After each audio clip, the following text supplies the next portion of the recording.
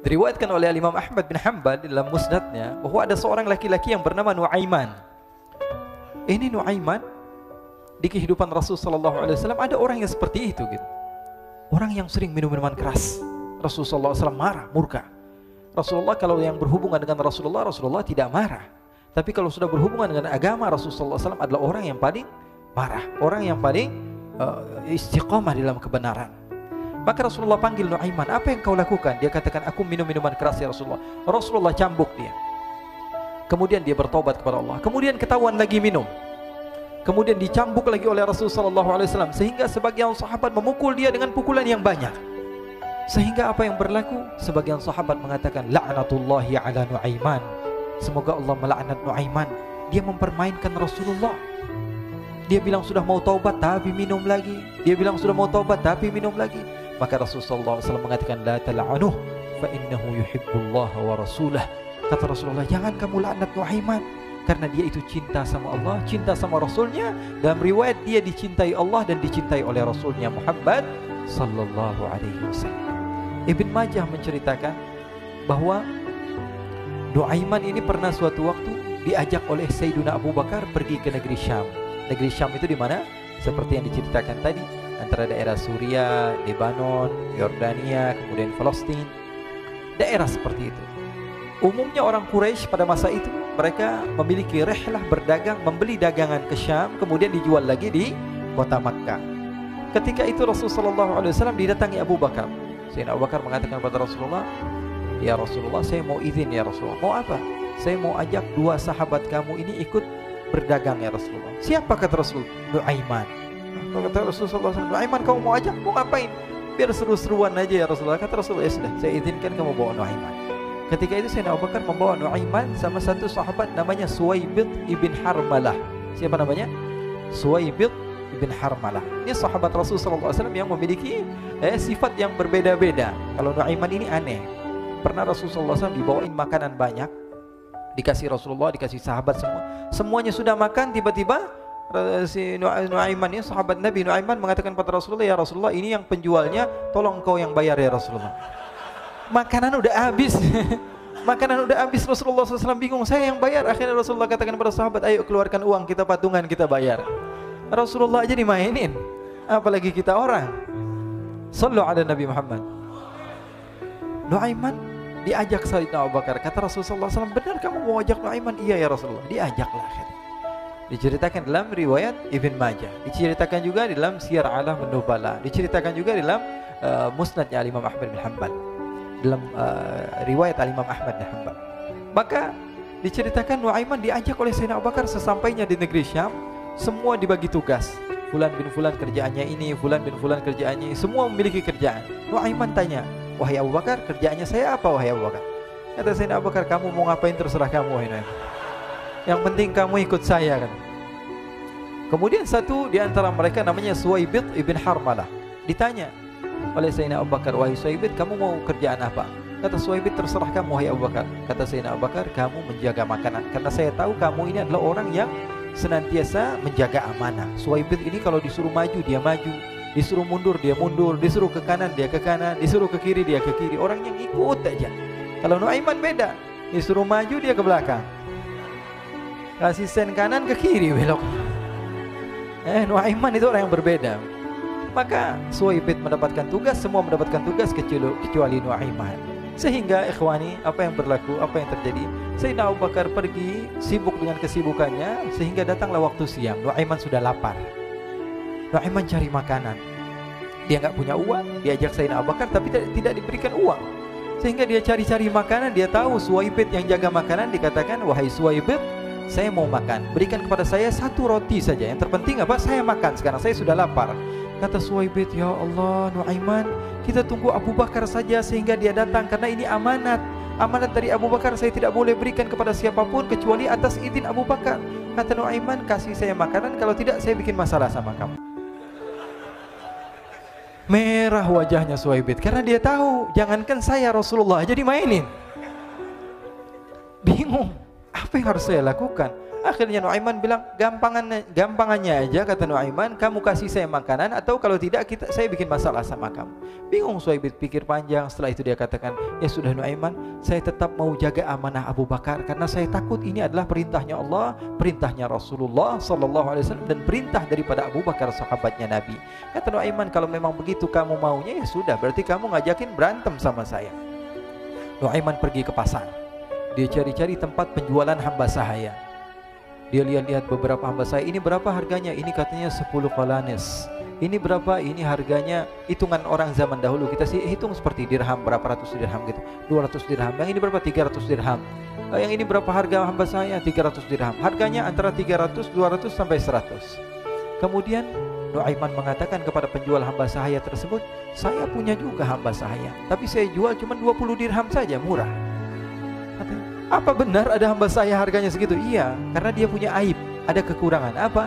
Nanti kalau kalian tangkap, dia bakalan teriak, saya ini bukan hamba sahaya tapi orang merdeka. Akhirnya semua orang berkumpul mau beli. Ini Nuaiman sama Nuaiman diajak ke Suhaib bin Harmalah tadi. Kata Nuaiman, itu ada orang yang berdiri sedang menjaga makanan, itu hamba sahaya saya, tangkap saja. Oh baik. Diberikan uang 20 dirham, dimasukkan oleh Nuaiman ke kantongnya. Kemudian Suhaib ditangkap. Ketika ditangkap, Suhaib teriak, saya bukan hamba saya orang merdeka. Maka orang-orang tersebut mengatakan, saya sudah tahu kekurangan kamu. Ini memang kekurangan kamu, memang kamu, tapi saya tidak perlu dengan bacot kamu, yang penting kerjanya kamu gitu. Ya kan hamba saya untuk apa? Untuk kerja. Mau dia ngomong apa, mau ngomel terserah, yang penting dia mau kerja. Akhirnya ditangkaplah Suhaib dan dijual di pasar. Nuaiman punya uang banyak ini. Dia beli makanan, dia beli minuman, dia beli hadiah buat Rasulullah. Dia beli macam-macam di negeri Syam ini. Waktu itu adalah superpower, adidaya Romawi. Pada masa itu semua barang mahal, tapi Nuaiman banyak uangnya. Dia belanja ini, belanja itu, sehingga Sayyidina Abu Bakar pun pulang. Ketika Sayyidina Abu Bakar pulang, Sayyidina Abu Bakar cari, mana ini Suhaib? Kita semua sudah lapar. Kata Nuaiman dengan mudahnya dia mengatakan, sudah saya jual wahai Abu Bakar. Maka Sayyidina Abu Bakar bertanya, apa yang kau lakukan wahai Nuaiman? Diceritakan oleh Nuaiman dengan jujur. Nuaiman ini orangnya apa adanya, tapi nyusahin. Saya jual. Akhirnya dibawa oleh Nuaiman, Sayyidina Abu Bakar pergi ke mana? Ke pasar. Lalu dibeli lagi oleh Sayyidina Abu Bakar As-Siddiq, Suhaib yang tadinya orang merdeka menjadi hamba sahaya sebentar, kemudian dibeli lagi oleh Sayyidina Abu Bakar. Pulang ke Madinah, kisah ini diceritakan di hadapan Rasulullah SAW. Maka perawi mengatakan, fadhahikan nabiyyu hatta badat nawajiduhu. Ketika diceritakan kisah Nuaiman tersebut dengan Suhaib, Rasulullah tertawa sejadi-jadinya sehingga gigi geraham Rasulullah SAW nampak di wajah mata para sahabat. Sehingga perawi lain mengatakan, 1 tahun berlalu Rasulullah, setiap ada tamu yang datang pada Rasulullah akan ceritakan kisah Nuaiman menjual Suhaib tersebut. Jadi ada ikhwani, jangan kalian kira Rasulullah SAW itu hidup di satu masa sahabat-sahabatnya itu seperti ustadz-ustadz yang khusyuk, yang kayak Habib bin Anis ini banyak. Bahkan ikhwani, mungkin di akhir karena masanya sudah habis, pernah suatu waktu Rasulullah SAW didatangi asyraf, delegasi dari beberapa negara yang ingin mengenal apa itu agama Islam. Sehingga mereka datang ke rumah Rasulullah SAW membawa unta, kendaraan yang ketika itu kendaraan yang paling mahal mereka miliki. Itu untanya yang paling mewah. Diikat di depan rumah Rasulullah SAW. Tamunya pun masuk, duduk bersama Rasulullah SAW. Di depan rumah Rasulullah SAW ada beberapa sahabat. Ada Sayyiduna Hamzah. Kalian tahu Sayyidina Hamzah adalah orang yang pemberani. Ada Sayyiduna Umar. Kalian tahu Sayyidina Umar adalah orang yang pemberani. Ada Sayyiduna Ali bin Abi Thalib.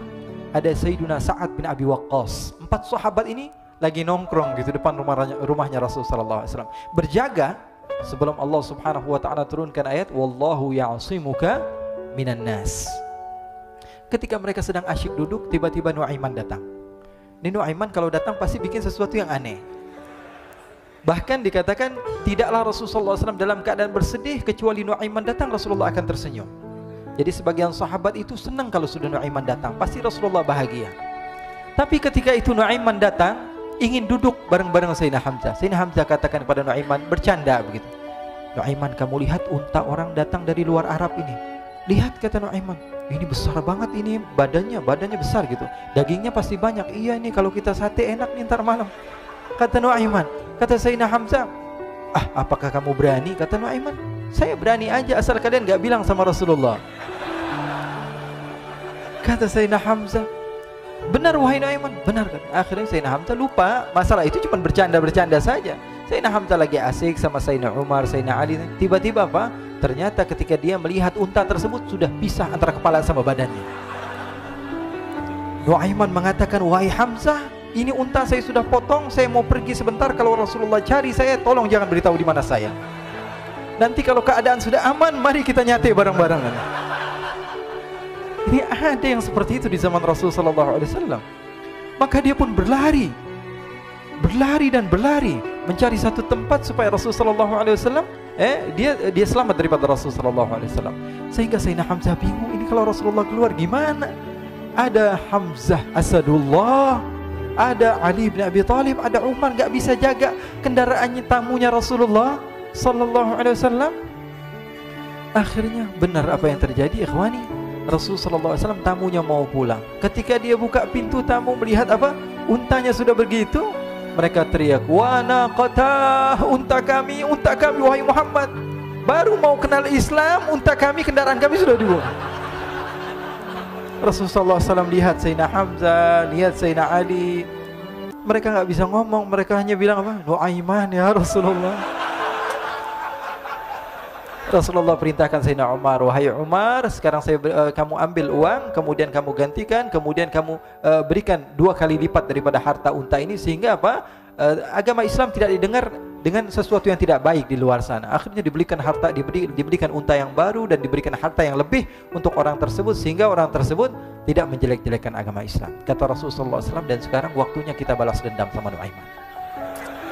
Nuaiman ternyata berlari tempat yang jauh sampai hampir keluar dari kota Madinah. Dia dapatkan seorang sahabat Nabi yang hadir juga dalam peperangan Badar, namanya Al-Miqdad bin Al-Aswad. Siapa namanya? Al-Miqdad bin Al-Aswad ketika itu sedang menggali sumur. Ketika sedang menggali sumur, Nuaiman datang. Nuaiman katakan kepada Miqdad, wahai Miqdad, wahai sahabat Rasul, kamu orang yang hadir dalam peperangan Badar, kamu adalah orang yang hebat. Dipuji-puji sama Nuaiman. Ada maunya ini. Akhirnya dia bilang, wahai Miqdad, tolong saya. Kenapa wahai Nuaiman? Kamu ini kekasihnya Rasulullah, orang yang disayang sama Rasulullah. Kenapa? Saya ini sedang dikejar-kejar orang jahat. Tolong selamatkan saya. Saya pengen masuk ke dalam sumur, boleh atau tidak? Kata Miqdad, siapa yang mengejar kamu? Pokoknya saya dikejar sama orang-orang. Kamu mau atau tidak selamatkan saya? Ya sudah, selagi kamu itu adalah sahabat Nabi, silahkan kamu masuk. Masuk akhirnya Nuaiman ke dalam sumur tersebut. Lalu Nuaiman mengatakan, wahai Miqdad, dia keluar lagi. Nanti kalau ada yang cari saya, tolong jangan beritahu saya di dalam sumur ya. Kata Miqdad, baiklah. Kata Nuaiman, siapapun yang bertanya tentang saya, kamu tidak akan kasih tahu. Iya, kata. Walaupun Rasulullah yang tanya saya. Katanya, enggak mungkin Rasulullah datang ke tempat sejauh ini. Iya, walaupun Rasulullah. Akhirnya masuk Nuaiman. Setelah beberapa menit Rasulullah dan rombongan benar datang. Miqdad bingung ini. Ini kenapa Rasulullah datang ke RW kami ini? Ada apa yang Rasulullah sampai sejauh ini? Ditanya, ya Rasulullah, ada apa ya Rasulullah? Kata Rasulullah, saya cari Nuaiman. Di mana Nuaiman? Innalillah, kata Miqdad. Enggak dijawab ini Rasulullah. Kalau dijawab saya ingkar janji. Akhirnya apa dia katakan? Wahai Rasulullah, mata saya tidak memandang kepada Nuaiman, tapi tangannya nunjuk ke dalam sumur. Sahabat. Apa dia bilang? Mata saya tidak melihat kepada Nuaiman, tapi tangannya nunjuk ke sumur. Akhirnya dibuka sama Rasulullah, Nuaiman muncul. Kata Rasulullah, Nuaiman, kamu bikin malu saya, wahai Nuaiman. Ya Rasulullah, yang bersalah bukan saya, tapi orang yang mencari saya bersama kamu ya Rasulullah.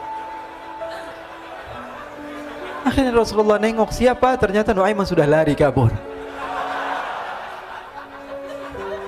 Sallu ala Nabi Muhammad. Kisah-kisah seperti ini sebenarnya banyak sekali ya. Ini menunjukkan kepada kita bahwa kehidupan Rasulullah itu begitu indah. Rasulullah SAW, kalau kamu mau menjadi orang yang baik, contoh Rasulullah. Mau menjadi bapak yang baik, contoh Rasulullah. Mau menjadi pemimpin peperangan yang baik, Rasulullah. Mau menjadi murid yang terbaik, contoh Rasulullah. Bagaimana akhlak Rasulullah. Mau menjadi suami yang baik, contoh Rasulullah. Dalam segala hal, apapun itu Rasulullah SAW adalah makhluk yang paling terbaik.